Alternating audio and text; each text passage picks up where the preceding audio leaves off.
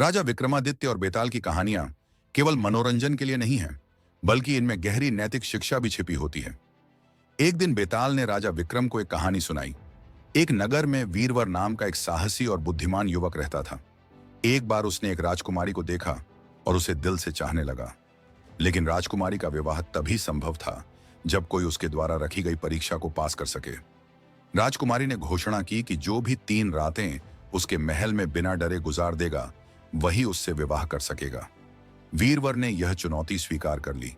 पहली रात महल में उसे डरावने भूत दिखाई दिए। वीरवर ने अपना धैर्य और साहस नहीं खोया। उसने भूतों को देखकर प्रार्थना की और निर्भीकता से बैठा रहा। दूसरी रात उसे एक विशाल राक्षस ने डराने की कोशिश की, लेकिन वीरवर ने अपनी तलवार उठाकर उसका सामना किया। तीसरी रात उसे जादुई आवाजें सुनाई दी जो उसे भ्रमित करने का प्रयास कर रही थीं, लेकिन उसने अपनी बुद्धिमानी से सारी आवाजों को अनसुना कर दिया। अंततः वीरवर ने अपनी साहस और धैर्य से परीक्षा पास कर ली।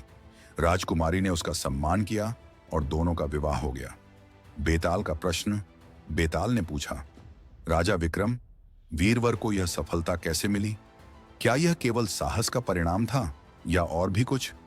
विक्रम का उत्तर।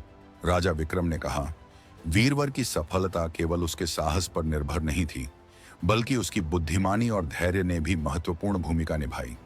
साहस, बुद्धिमानी और धैर्य तीनों का संतुलन ही सफलता का मार्ग है। जवाब सुनते ही बेताल पेड़ पर लौट गया।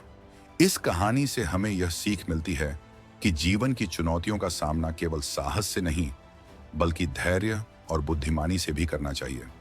समस्याओं का समाधान तभी संभव है जब हम घबराए बिना विवेकपूर्ण निर्णय लें।